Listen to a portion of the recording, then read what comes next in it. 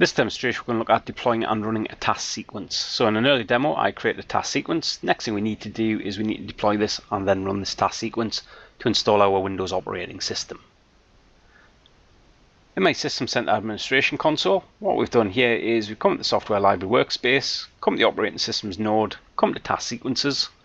We'll then find our task sequence and we'll just right click. And all I'm going to do at this point here is I'm going to deploy my task sequence. Then what we'll do here is we'll browse through a collection. What we have in an earlier demonstration, we have our datum production image collection. So we'll select OK. I'm not going to bother with any comments, so we'll select Next. That brings us into our deployment settings. So the purpose is available. We need to make it available to something. So if we click on our little drop down here, as we can see here, we can make it only available to Config Manager clients. Well, that's not going to work. I don't have an operating system yet.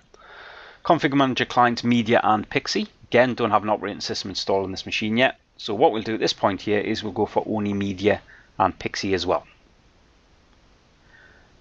And we'll select our next button. Then in the case of the scheduling, we're not going to schedule it. We'll actually go for make it available immediately. In the case of the user experience, so as we can see here, notification settings allow users to run a program independently. Show task sequence progress, yeah, we'll leave that turned on. When the scheduled assignment time is reached, allow the following activities, so we can do software installation and a system restart. And then write filter handling for Windows embedded devices won't take any effect on what we have here, but we can commit changes at the deadline or during maintenance windows. We don't have any internet-based clients, but if we did, turn on this tick box to allow the task sequence to run for a client on the internet. We'll select Next.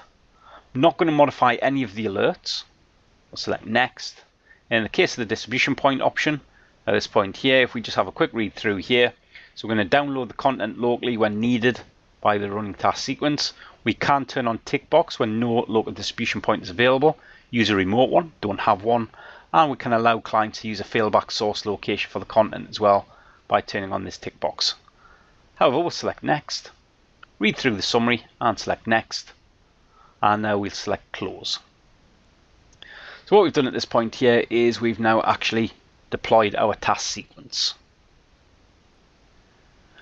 Next thing we do is we'd now go to our machine, we'd boot our machine, it would then Pixie boot up, we'd stick in the password, and then after about 15-20 minutes we would then have an installed Windows operating system.